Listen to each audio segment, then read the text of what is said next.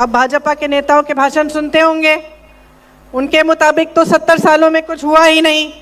ये अलग बात है कि सब पढ़े लिखे हैं, कहाँ पढ़े हैं भाई? किन्होंने पाठशालाएं बनाई, किन्होंने कॉलेज बनाए जिनमें ये पढ़े, किन्होंने इनकी डिग्रियां दी, जहाँ जहाँ इन्होंने रोजगार किया, वो कंपनियां किसने बनाई? 70 सालों से हम आज़ाद हैं, सही बात? 70 सालों से हम आज़ाद हैं और इन 70 सालों में हमारी राजनीति आस्ते आस्ते बदलती जा रही है। आप सबको मालूम है कि आज जो देश में परिस्थितियां हैं, जो देश में राजनीति स्थापित हुई है, वो किस तरह की राजनीति है। और आप समझिए कि ये जो राजनीति आपने पूरे देश में लागू होने दी है, ये आप ही का इस्तेमाल कर रही है। ये धर्म की बातें, जाति की बातें चुनाव के समय जो उठाते हैं, वो चाहते हैं कि अपना स्वार्थ आपसे साधें। अगर आप इस बात को आज नहीं समझेंगे तो 5 साल और भुगत लो, 5 साल भुगत लो। अगर आप इस बात को ठीक तरह से समझ लेंगे और आप नेताओं से, राजनीतिक दलों से जवाबदेही मांगेंगे, आप विकास मांगेंगे, आपकी समस्याओं का हल मांगेंगे, तो आप भटक नहीं सकते। मैं इसलिए ये बात कह रही हूं क्योंकि 2 दिन पहले मैं मध्य प्रदेश में थी।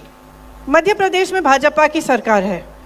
कितने सालों से चल रही है बहनों और भाइयों? 18 सालों से। 18 सालों से बार बार भाजपा को वोट दिया जा रहा है। जब मैं किसी के घर जाती हूँ, पूछती हूँ कि भाई क्यों दे रहे हो वोट? तुम्हारे घर में बिजली नहीं है, पानी नहीं है, सड़क की मरम्मत नहीं की, बेरोजगार बच्चे बैठे हुए हैं, पढ़ाई लिखाई करा दी, फीस भरा दी, मेहनत कर ली, लेकिन नौकरी नहीं मिल रही है, तो क्यों बार बार वोट दे रहे हो? तो जवाब ये मिलता है कि दीदी धर्म के आधार पर। तो धर्म के आधार पर जब वोट दे रहे हो तो नेता क्या सोच रहा है? चालाक होता है, सुन लो, होता है कि नहीं? मंच पे खड़े होके कह रही हूं, भाजपा के प्रदेशों में सिलेंडर का दाम कब होता है कम? जब चुनाव आता है। तब तक 1200-1400 तक ऊपर चढ़ गया, किसी ने कुछ नहीं कहा। चुनाव आने लगा, अचानक गिरा दिया 400-500। आपको सिलेंडर कितने में मिलता है? 500 में मिलता है। देखिए, आपको ना प्रदेश की सरकार ने केंद्र की नीतियों से बचा के रखा है। आपने कभी इस देश के इतिहास में ऐसी बात सुनी है कि महंगाई राहत कैंप लगा रही है प्रदेश सरकार और महंगाई बढ़ा रही है केंद्र की सरकार? कभी सुनी है ये बात? जहां इनके प्रदेश हैं वहां सबसे ज़्यादा महंगाई, सबसे ज़्यादा परेशानी, किसान भी परेशान है, वहाँ तो खाद की भी किल्लत है। नई चीज़ ये कि मोदी जी ने अपना स्टिकर चिपका दिया, उस पर अपनी फोटो उस पर चिपका दी, तो चुनाव आयोग ने बोला मध्य प्रदेश में अभी खाद का वितरण बंद करिए। बेचारा किसान रो रहा है, त्रस्त है, सीजन निकले जा रहा है, उसको खाद नहीं मिल रही है, क्योंकि इतने अक्लमंद है भाजपा के नेता कि चुनाव के समय खाद पर भी अपनी फोटो लगाना चाहते हैं। तो मैं सिर्फ आपसे एक सवाल करना चाहती हूँ, आप किस तरह की राजनीति चाहते हैं अपने प्रदेश में? विकास की चाहते हैं? सीधी सी बात है। देखिए, अपना ध्यान केंद्रित करिए अर्जुन की तरह। जब अर्जुन को तीर मारनी थी, मछली की आंख से उनका ध्यान हटा नहीं।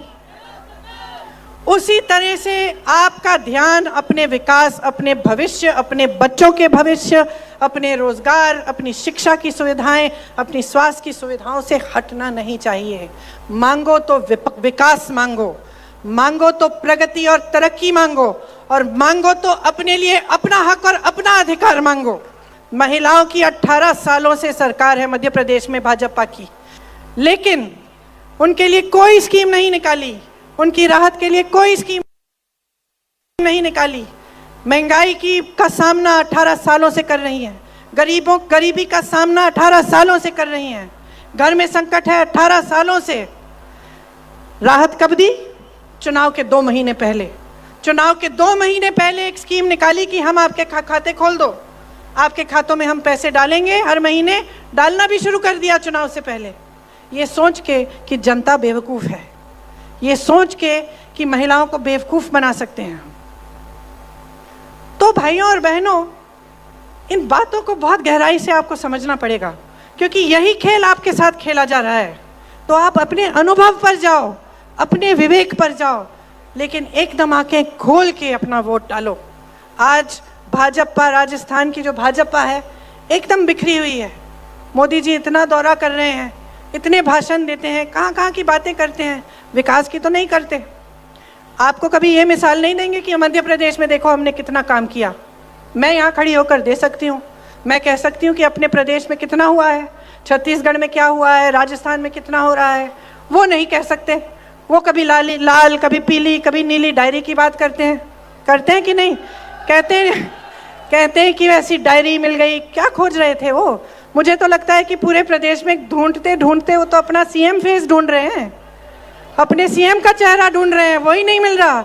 आपने वो फोटो देखी है? मोदी जी की जीप में चल रहे हैं टोपी लगा के और यूं दूरबीन से देख रहे हैं जंगलों में, यहीं आपके राजस्थान के जंगलों में कुछ ढूंढ रहे हैं, शायद मोर ढूंढ रहे हैं। दूरबीन भेज दें उन्हें, दूरबीन भेज देते हैं, अपना सीएम का चेहरा भी ढूंढ लें, क्या पता दूरबीन से देखें तो मिल जाए। जितने भी उनके बड़े बड़े नेता थे सबको परे कर दिया। राजस्थान आकर अपने नाम पर वोट मांग रहे हैं, ये नौबत हो चुकी है उनकी। अपने नाम पर वोट ऐसे मांग रहे हैं जैसे प्रधानमंत्री पद छोड़ के यहाँ आके सीएम बनेंगे। आपने शुरू में कहा कि इस धरती पर गर्व है, आपने शुरू में कहा इस देश पर, इस प्रदेश पर गर्व है। जोर से चिल्ला के बोले, गर्व है ना तो इसकी हिफाजत करो, गर्व है तो अपने अधिकारों को समझो। जब नेता खड़े होकर कहता है कि मैंने दिया, उसको समझाओ तुमने कुछ नहीं दिया, जनता ने तुम्हें दिया है, उसको जवाबदेह बनाओ। ये धर्म की बातें, जाति की बातें बहुत अच्छी बातें हैं, लेकिन जब वोट की बात है तो अपने काम की बात सुनो और उससे काम की बात मांगो, उसको जवाबदेह बनाओ। और अगर वो आपके लिए काम नहीं करता और आपको लगता है कि इसने विश्वासघात किया है तो बदल डालो। आज जो केंद्र की सरकार है आपकी संपत्ति छीन कर बड़े बड़े उद्योगपतियों को दे रही है। चाहे आपकी बड़ी बड़ी कंपनियां हो, चाहे बंदरगाह हो, चाहे हवाई अड्डे हो। आज किसान 27 रुपए कमाता है एक दिन में और अडानी जी 16,000 करोड़ रुपए कमाते हैं। मोदी जी कहते हैं कि आपके पेंशन के लिए पैसे नहीं है। 16,000 करोड़ रुपए के 2 हवाई जहाज सिर्फ मोदी जी के हैं, सरकार ने उनके लिए खरीदे हैं और उन्हीं में घूमते हैं।